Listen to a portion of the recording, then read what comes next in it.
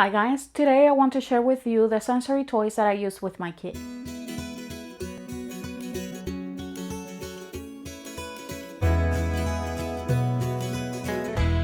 Hi guys, welcome to my channel. My name is Emma. In here I like to talk anything that has to do with homeschool. I like to sprinkle a little bit of motherhood and lifestyle here and there. But today I just want to share with you the sensory toys that we use in our homeschool. These toys are a variety of puppets. I have as well other type of toys that have texture. Just to let you know, sensory toy can be anything that has texture, that has these lines, or it has different things that come out of the toy that your kid, when he pass the hand, he can feel the material, and it's helpful. I am just saying this because usually when we think about sensory toys, we immediately think that it has to be something that we have to go outside and purchase. And I just want to let you know that you have sensory toys in your home. You might have to trick things a little bit, but you can DIY a sensory toy, okay? And I just want to share that with you as well in here before I start showing you guys the sensory toys that I have for my kid. The first thing that I want to show you is that I have them in here in this basket, and I just keep them in here because it's easy for him to grab them. It's easy for him to look at them and choose whatever it is that he wants to be working with. So I have them always in here in this basket, okay? I purchased this basket at Hobby Lobby. That's where I like to get them. And I have this for a long time. I think I showed you guys this basket before. It was another color. I just painted a little bit white because it was matching better. And I think at some point I will give it another coat just to make it look a little bit better. But right now, this is what I am using. So the first thing that I want to show you is this therapeutic. And even though this is more to work with your kids' motor fine skills, it is very good for as a sensory toy as well, because they can mold these, they can play with it. And usually what I do, and it's a little bit hard, it comes in different levels, so to speak. Some of them are a little bit soft, some of them are a little bit hard, and it just works as well. Your fingers, your kid's finger, the strength of your kid's fingers, and it's very good for that as well. So your kid is playing, but at the same time that your kid is playing, is actually working with their motor fine skills. I think that's very important, and that is a plus. So we use this quite a lot as well. He used this with these beads, and this can be a sensory toy. They can just insert these in there in a pipe, in a little pipe, and they can as well insert it here with the therapeutic, and it can work as a sensory toy and as a motor fine skill toy, because they will have to dig inside the therapeutic to be able to get the bead out and just work with the therapeutic. If you're going to be using the therapeutic with the beads, obviously if you have a little kid, it's a preschool kid or kindergartner, you always would like to be with your kid, because obviously they can choke with the beads, or they can swallow material from the therapeutic.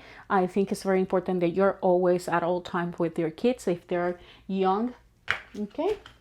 As well, I have in here these sponges. He likes this sponging specifically because he can squeeze it, and it just has a feel to the hand. I like sensory toys as well myself. Even though I am an adult, I can tell you it just works with my fingers. I feel the texture, and it's something that works with him, and he likes it. He likes to squeeze it when we are just doing homeschool. He likes to squeeze on the sponge. So that is another one that you probably have in your home.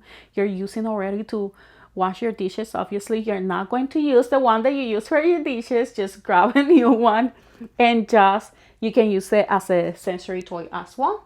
So there's two already, three so far that I have shown you. That not only I think I should have changed the title, and I probably do, as sensory toys and motor fine skill toys at the same time, pretty much.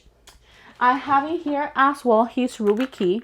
This works as a sensory toy as well as his motor fine skill because it's constantly moving the fingers and it's very good. It's a good toy. Usually kids like to do this. It gets them busy and entertained. I don't recommend you that if you guys are doing math, you give your kid a Rubik key because they're going to be having a challenge whether should I choose to pay attention to the math problem or should I choose to pay attention to the Rubik key? And guess what?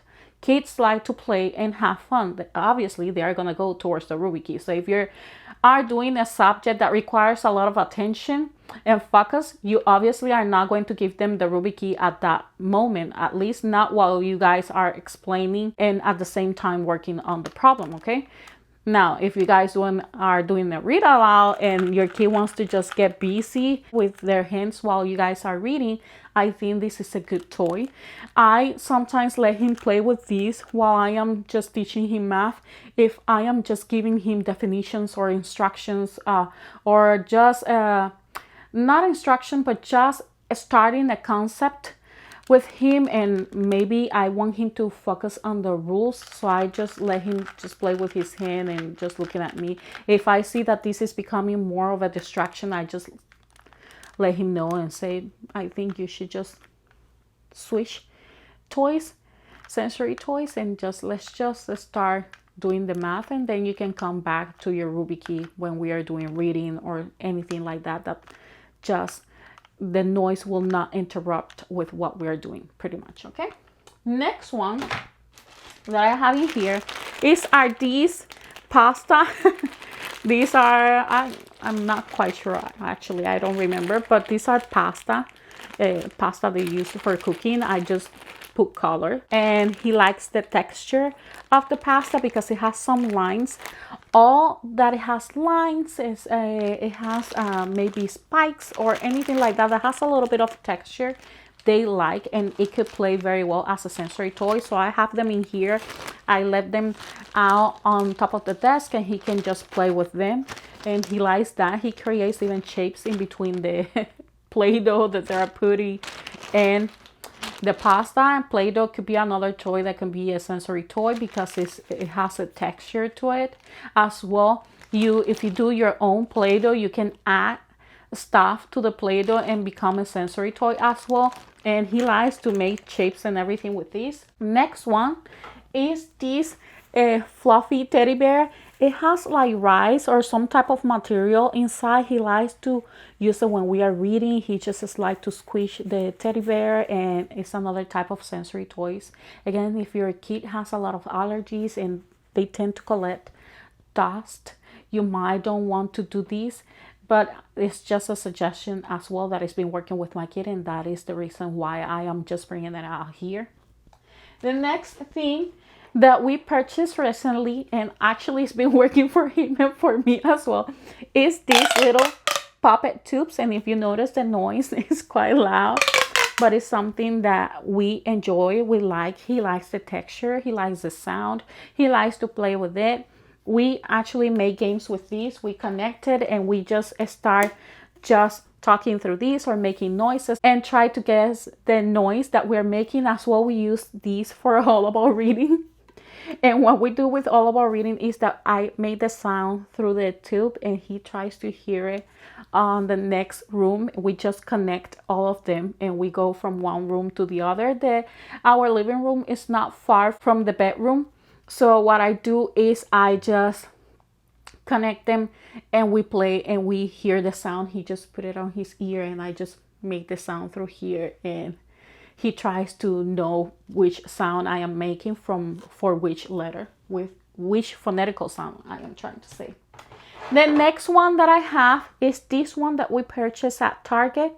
This is another one that he likes because it has textures. It has these little dots. I don't know if you guys are able to see it, but it has these little dots and these little legs, and he likes to stretch it out. It's another one that he really enjoys. So this is another one that we have here in this little basket. The next one that he has is this little watch or bracelet. that is a puppet. He just connected here to his arm, and if we are doing card schooling, he can just squeeze it. He gets busy with this, and reality is he enjoys it. It just costs $1. It's not expensive. Some of these toys you can actually have at home, like the sponge, maybe a teddy bear that has a little bit of texture or material inside, like the one that I just showed you guys, like rice or something like that. It just keeps them busy. As well, I have in here feathers. He likes the feathers. He likes the texture of the feather. He likes to play with it. If you have a little kid, these are obviously some toys that you need to be looking and paying attention, but it works very well for him. He likes the texture of the feather. Another one that I have in here is this puppet. This puppet in particular has some lines. I don't know if you guys can see those lines there, but it has lines on top of the little bulb or little circle that they have to press to pop. And it has some, when they press it on the other side, it has lines as well.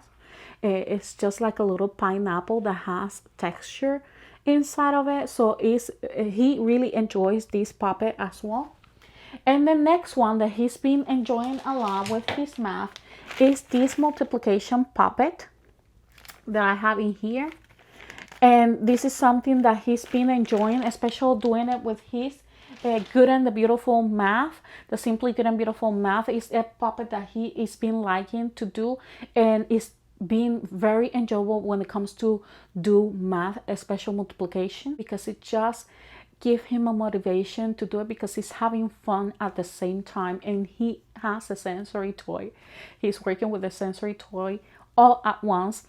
So it makes it very kinesthetic, and he really enjoys his sensory toys and his puppets. And that is something that you can create. You can as well grab a cardboard and create your own sensory toy by just adding some maybe Ziploc bags and just adding liquids like gel, and you can put beads, rice, any type of material that can create some type of texture that they can just play with.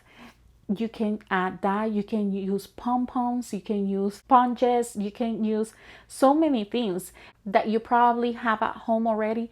You can just create those sensory toys as well. Those motor fine skills, they can work with the motor fine skills at the same time that they are playing with their sensory toys, and you are doing two things at once.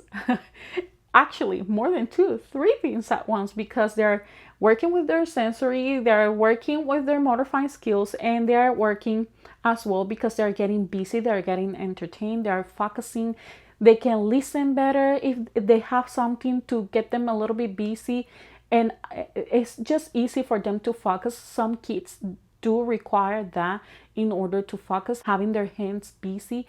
It just controls the need for going towards jumping around or you know, it's just get them a little bit focused and having attention in what they need to be doing. It's a toy that helps them.